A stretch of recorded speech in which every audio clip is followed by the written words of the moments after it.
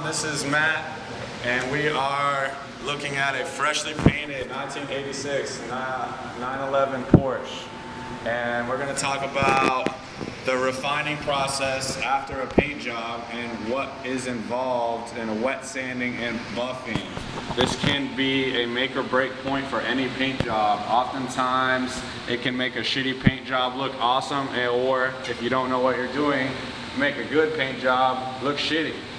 So what we're trying to get rid of is this orange peel texture.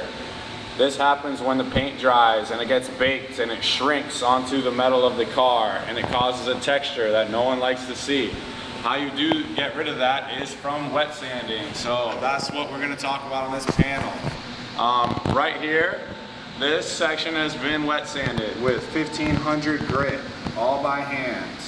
So as you can see, the surface is leveled, but it still has some deep scratches left over from the sandpaper. So I'm going to go to a finer grit, which is this section over here. It's 2000 grit sandpaper. This is by hand, again, sanded. You can see some of these deeper scratches have been removed, and we're starting to get closer and closer to a mirror finish.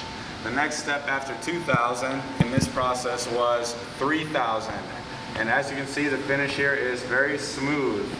The deep scratches are all gone. What's left over is maybe just a slight haze from a very fine grit sandpaper. So 2000,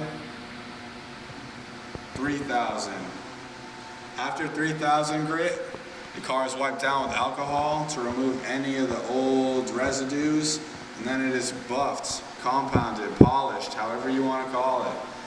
After which, it can look like a mirror.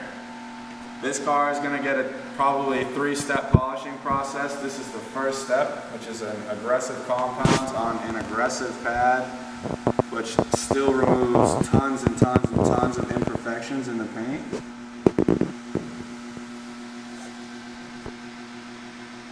And that's what we want to see.